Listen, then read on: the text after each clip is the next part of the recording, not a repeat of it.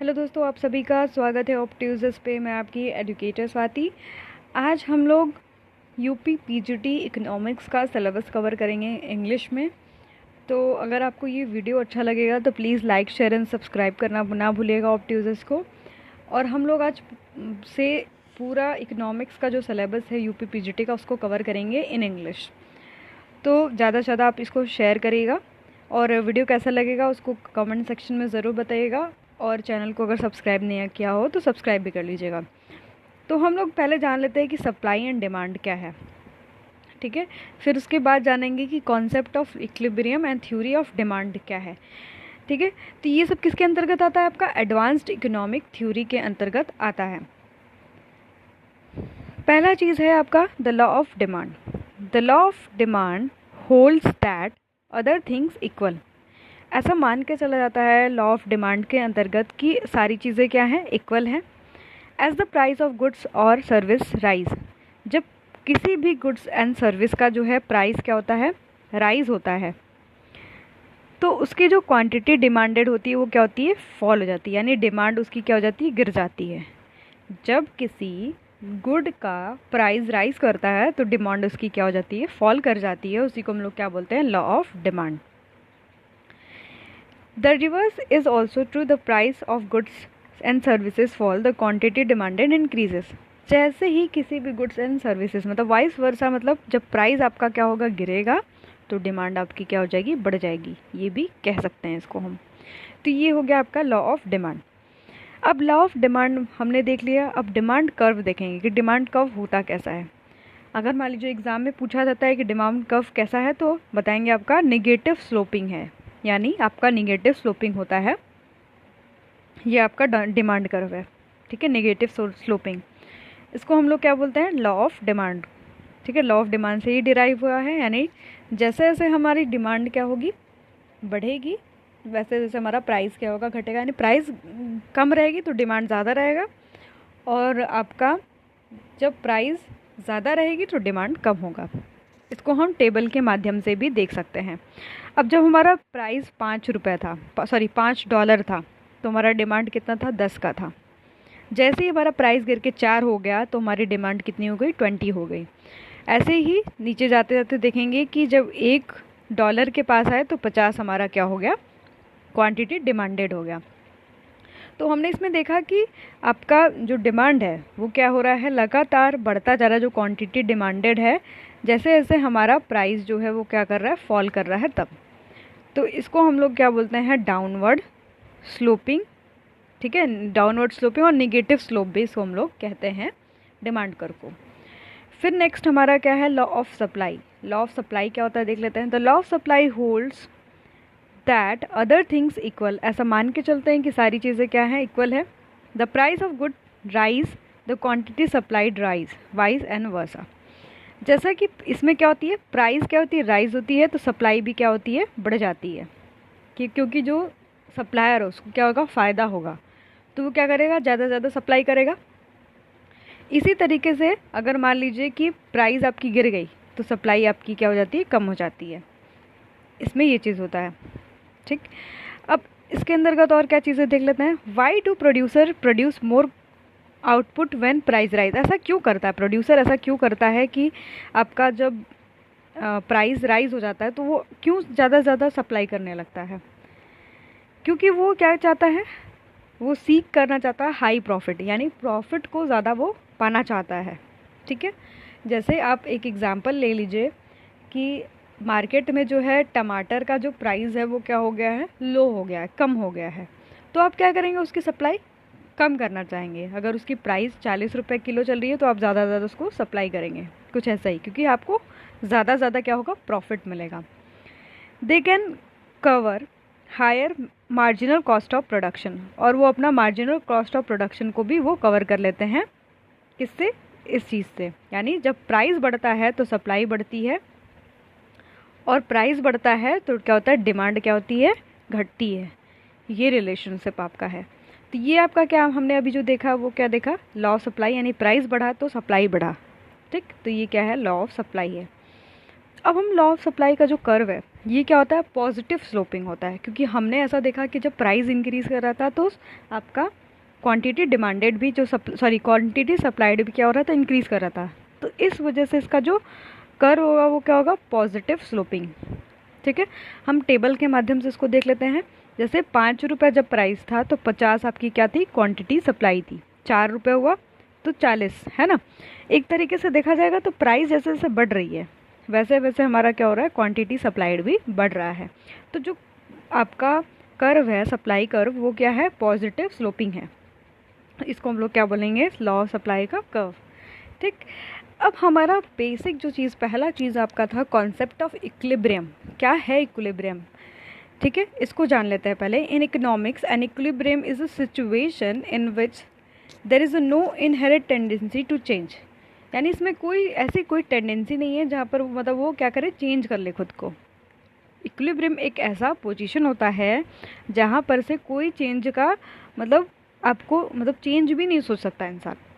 The quantity demanded equals to quantity supplied. Economics में क्या कब इक्विलिब्रियम आता है, जब आपकी सप्लाई जो होती है वो किसके बराबर हो जाती है, डिमांड के बराबर हो जाती है। यानी जितनी क्वांटिटी को सप्लाई किया गया है उतनी ही क्वांटिटी का क्या है, डिमांड है। तो वो क्या हो जाएगा, आपका इक्विलिब्रियम पोजीशन हो जाएगा। Market just clears. अब ये देख लीजिए, इस ग्राफ के माध्यम से हम देख लेते हैं कि आपका इक्विलिब्रियम का ग्राफ कैसा होगा। ये आपका क्या है, सप्लाई कर्व है, ये आपके डिमांड कर्व है। जिस पॉइंट पे ये इंटरसेक्ट कर रहा है उसी पॉइंट को हम लोग क्या बोलते हैं, इक्विलिब्रियम पॉइंट। ठीक है, ये क्या होता है, आपका इक्विलिब्रियम पॉइंट होता है, जो कि आपका प्राइस पे 3 जो आपका डॉलर है उस प्राइस पे, और क्वांटिटी आपकी कितनी है 30, उस पे क्या है आपका, ये चीज़ क्या है, इक्विलिब्रियम में है। अब हम लोग इसको आपके टेबल के माध्यम से देख लेते हैं कि ये आपका प्राइस हो गया, ये आपकी क्या होगी, क्वांटिटी डिमांडेड, जो कि घटेगी। ठीक है, जैसे जैसे प्राइस बढ़ेगा क्वांटिटी डिमांडेड जो होगी आपकी घट जाएगी, है ना, और आपका सप्लाई जो होगा वो क्या होगा, बढ़ जाएगा। तो ये आपका ग्राफ के माध्यम से दी, इस पॉइंट पे हमारा जो क्या हुआ, इंटरसेक्शन हुआ, जहाँ पर हमारा क्वांटिटी डिमांडेड और क्वांटिटी सप्लाइड बराबर हो गया। देख लीजिए, ये आपका $3 पे 30 आपकी क्वांटिटी डिमांडेड हो गई और 30 आपका क्वांटिटी सप्लाइड हो गया। तो इस वजह से ये पोजीशन क्या आपका हो गया, इक्विलिब्रियम का हो गया। ठीक है, इसको इस ग्राफ से भी हम बता सकते हैं। नेक्स्ट आपका क्या है, शॉर्टेज एंड सरप्लस। क्या होता है शॉर्टेज एंड सरप्लस, इसको जान लेते हैं। The shortage occur when quantity demanded exceeds quantity supply। Shortage कब होता है, जब हमारी डिमांड जो होती है क्या हो जाती है, एक्सीड हो जाती है, यानी बढ़ जाती है, और सप्लाई हमारी क्या हो जाती है, कम हो जाती है। तब हमारा क्या होता है, शॉर्टेज होता है। Shortage implies market price is too low. Shortage में क्या होता है, मार्केट प्राइसेस हमारी क्या हो जाती है, बहुत ज़्यादा कम हो जाती है। यानी कि डिमांड बढ़ती है तो हमारा मार्केट प्राइस भी क्या होता है, बहुत ज़्यादा कम हो जाता है, क्योंकि सप्लाई हमारी उतनी नहीं है। सप्लाई क्यों नहीं होती, क्योंकि जो आपके प्रोड्यूसर्स हैं उनको प्रॉफिट नहीं होता, क्योंकि उस समय प्राइसेस क्या होती है, लो होती है। हम ऐसा जानते हैं कि जब प्राइसेस लो होती है तो हमारा जो सप्लाई भी क्या होता है, लो होता है। ठीक है, तो ऐसा मान के चलेंगे। ये भी क्वेश्चन आ सकता है कि शॉर्टेज जब होता है मार्केट में तो उस समय प्राइसेस क्या होता है, क्योंकि आपका डिमांड क्या होता है, वो एक्सीड करता है सप्लाई को, तो हमारा प्राइसेस हमेशा क्या होगा, प्राइस इज़ टू लो।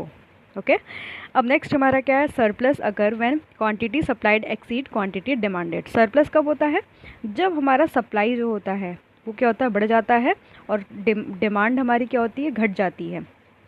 तो हमारा क्या होता है, वो सरप्लस वाला पॉइंट आता है। इस समय हमारा जो प्राइजेज़ होता है, क्योंकि इस समय हमारा सप्लाई क्या है, बहुत ज़्यादा है। सप्लाई ज़्यादा होने का मतलब क्या है, आपका प्राइस भी कहीं ना कहीं ज़्यादा होगी। प्राइस ज़्यादा होगी तभी तो सप्लाई ज़्यादा होगा। तो इस सरप्लस वाले केस में हम जानेंगे कि हमारा प्राइस क्या है, बहुत ज़्यादा हाई है। ठीक है, अब शिफ्ट इन डिमांड कर्व में शिफ्ट क्यों होता है ये जान लेते हैं। Change in any variable other than price that influence quantity demanded produces a shift of demand curve or change in demand curve।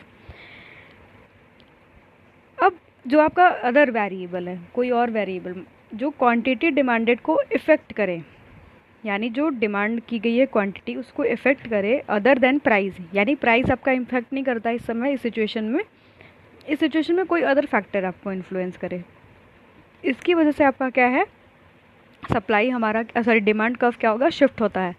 तो क्या क्या चीज़ें इसमें इंक्लूड होती है, क्या फैक्टर ऐसा है जो कि इफ़ेक्ट करता है डिमांड कर्व के शिफ्टिंग में। चेंज इन कंज्यूमर इनकम, जो इनकम होता है कंज्यूमर का वो भी क्या करता है, इफ़ेक्ट करता है। अगर मान लीजिए इनकम बढ़ गई, ठीक है, तो वो ज़्यादा से ज़्यादा मतलब वो हाई प्राइसेस भी सामान खरीदेगा, ठीक है। जैसे आपका $5 में क्या मिल रहा था, 10 हम खरीद पा रहे थे ना, पर अब वो $5 में 50 खरीदने का भी क्या बोलेगा, कैपेबल हो चुका है, क्योंकि उसका इनकम क्या हो गया है, राइज हो गया है। तो ये भी इम्पैक्ट करेगा। इसमें क्या होगा, प्राइस का कोई इम्पैक्ट नहीं होगा, प्राइस जो है वही रहेगा। इसमें बस अलग अलग सिचुएशन, जैसे आपका इनकम चेंज हो गया, पॉपुलेशन जो बढ़ जाती है उस वजह से भी समस्या उत्पन्न होती है। जब पॉपुलेशन राइज हो जाएगी तो आपका कहीं ना कहीं लोगों के पास इनकम कम होगा, तो डिमांड में क्या आएगी, कमी आएगी। कंज्यूमर प्रेफरेंस भी बदल सकता है, हो सकता है वो ज़्यादा से ज़्यादा महंगी चीज़ों को ख़रीदना चाहे, तो भी आपका डिमांड कर्व में शिफ्टिंग आएगा। प्राइसेस ऑफ रिलेटेड गुड्स, अब रिलेटेड गुड में दो चीज़ें आपकी आ जाती है, एक सब्स्टिट्यूट आता है और एक आता है कॉम्प्लीमेंट। सब्स्टिट्यूट क्या होता है, good consumed in place of one another, मतलब एक जगह एक के कंपेयर में हम दूसरा गुड को क्या कर रहे हैं, खा रहे हैं। जैसे कि आपका हो गया ऑरेंज, एप्पल महंगा हो गया 100 रुपये केजी, ऑरेंज मिल रहा है 20 रुपये किलो, तो हम किसको प्रेफर कर देंगे, ऑरेंज वाले को, कि चलो यार सेब नहीं खाया, चलो अब ऑरेंज ही खा लेते हैं। तो ये क्या हो गया, आपका सब्स्टिट्यूट हो गया। अब कॉम्प्लीमेंट गुड क्या होता है, गुड्स कंज्यूम जॉइंटली, जो एक साथ खाते हैं, जैसे हम लोग चाय और चीनी और चाय पत्ती, है ना, वो आपका क्या होता है, कॉम्प्लीमेंट गुड है। सब्स्टिट्यूट गुड क्या होता है, जो कि हमने ये नहीं खाया तो ये खा लिया, है ना, जैसे कि मैंने पार्ले जी नहीं खाया तो मैंने गुड डे खा लिया, तो ये होता है इसमें। तो कभी कभी ये भी चीज़ें इफ़ेक्ट करती है किसको, डिमांड कर्व को शिफ्ट करवाने में। तो शिफ्ट इन डिमांड कर्व वो होता है जिसमें क्या होती है, प्राइजेज़ आपकी क्या होती है, इम्पैक्ट नहीं करती है डिमांड कर्व को शिफ्ट करने में, बल्कि आपका इनकम, पॉपुलेशन चेंज, कंज्यूमर का प्रेफरेंस और आपका सब्स्टिट्यूट गुड्स और कॉम्प्लीमेंट गुड क्या करता है, इन्फ्लुएंस करता है। शिफ्ट इन डिमांड कर्व, और हम देख लेते हैं कैसे शिफ्ट हुआ डिमांड कर्व, इसमें देख लेते हैं, ठीक है। The demand curve shifted to right, the quantity demanded is now higher at any given price. जैसे हमारा जो डिमांड कर्व होता है वो राइट वर्ड शिफ्ट करता है, राइट वर्ड शिफ्ट करने का मतलब इस तरफ की तरफ शिफ्ट हुआ, तो हमारा जो क्वांटिटी डिमांडेड होगा वो क्या होगा, हायर हो जाएगा, बढ़ जाएगी। आप देख लीजिए इस स्लोप पे, ये देखिए आपका पहले इस वाले स्लोप पे 20 था, इस पे क्या हो गया, 40 हो गया, तो आपकी क्वांटिटी डिमांडेड क्या हो गई, इंक्रीज़ कर गई। तो यानी जो आपका डिमांड कर्व है, अगर वो राइट वर्ड शिफ्ट करता है, if it is shifting towards rightward, then it means that the quantity demanded is higher, आपका जो डिमांड होगा वो क्या होगा, हायर होगा।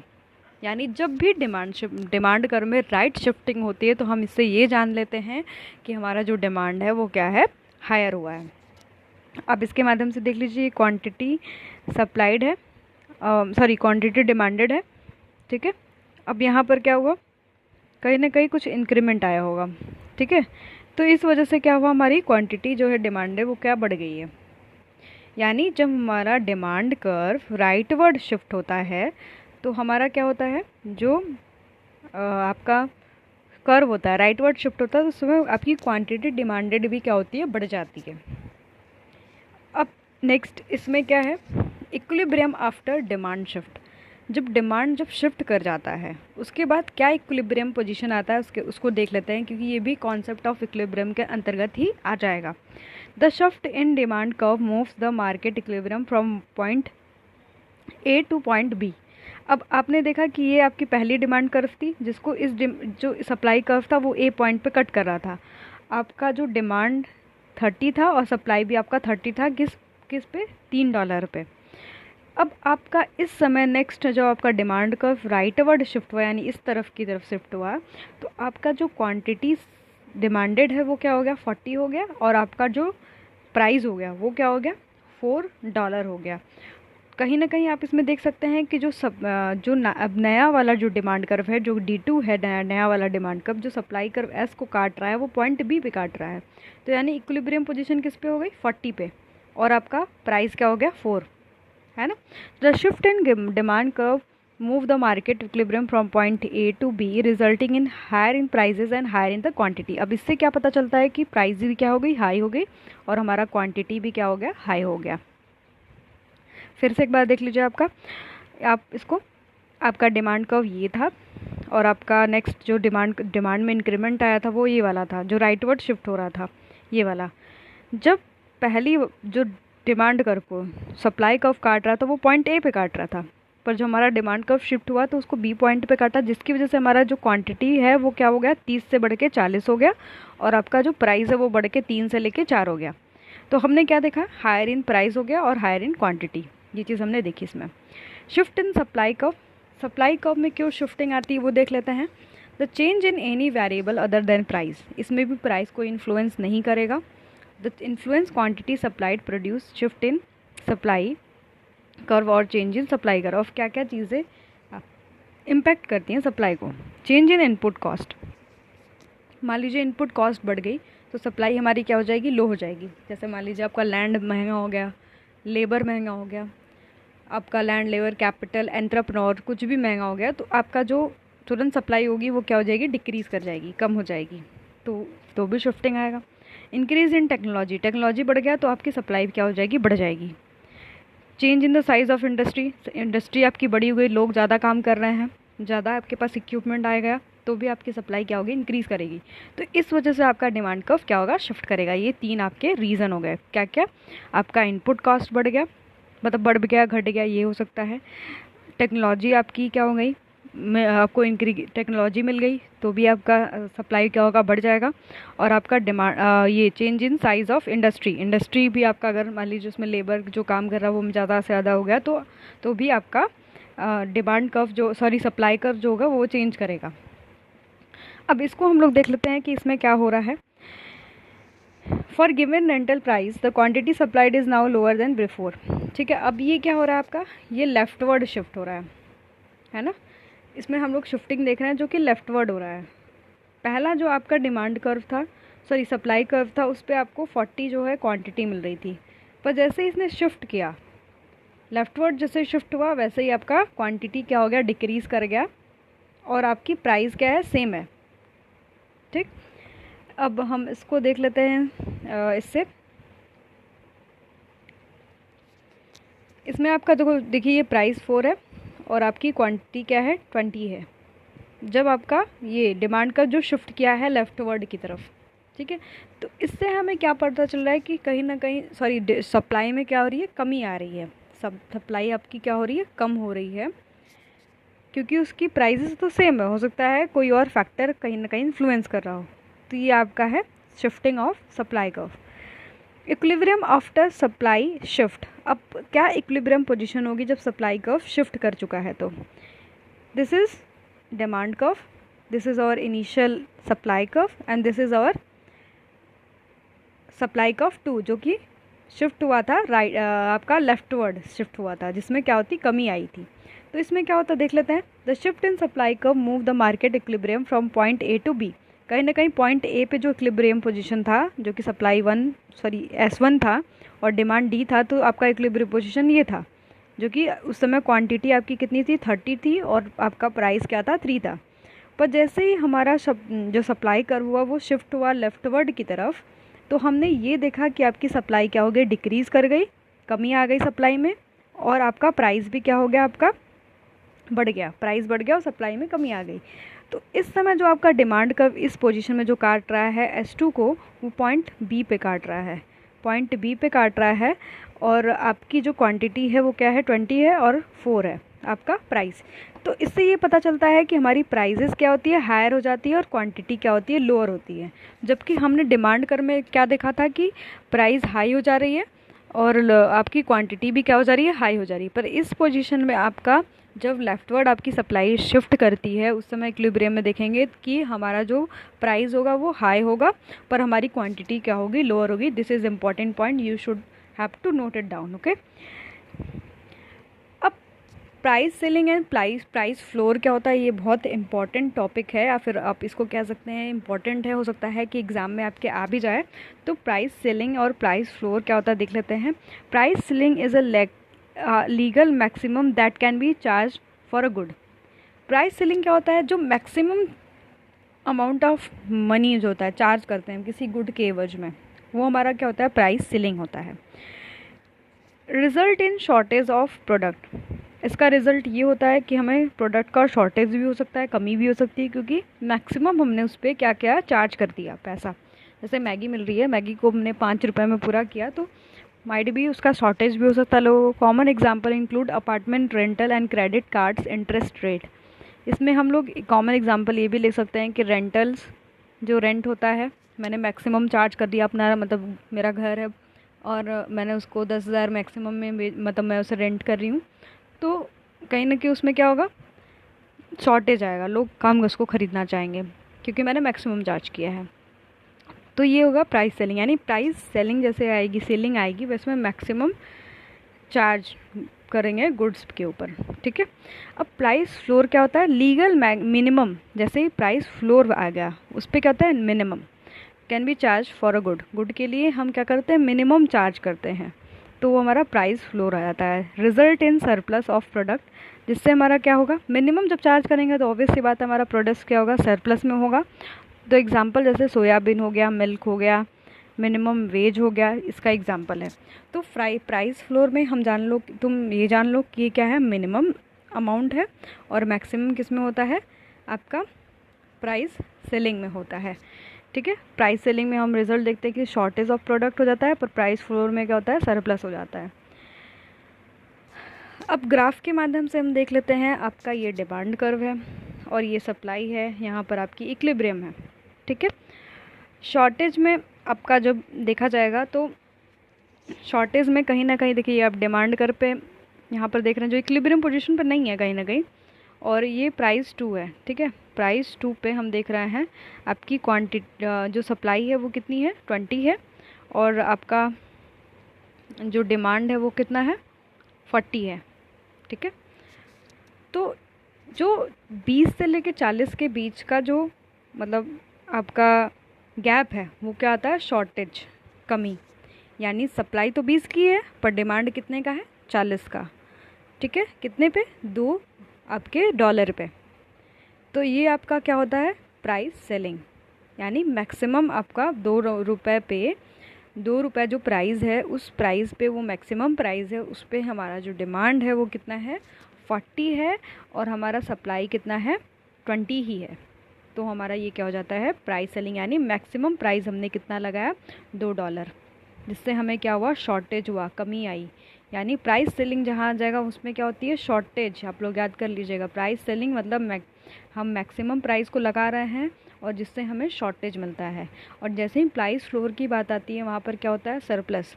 Price floor is a set of, अब देखिए इसमें क्या होगा, $4 पे, ये रहा $4 पे। हम इसमें देख लेते हैं कि हमारा जो डिमांड है वो 20 का है, पर हमारी सप्लाई कितनी है, 40 की। तो ये हमारा इसके बीच का गैप देख सकते हैं, कहीं ना कहीं देखिए सप्लाई आपकी 40 की, 40 की है, पर डिमांड तो 20 की है, तो ये क्या है, सरप्लस है, ठीक है। आपकी ये क्या है, मिनिमम प्राइस रखी गई है, तो ये क्या है आपका सरप्लस, ठीक। तो ये हो गया हमारा पूरा आज का इक्विलिब्रियम का टॉपिक। तो अगर आपको ये वीडियो अच्छा लगा हो तो please like, share and subscribe करना ना भूलिएगा। Thanks for watching.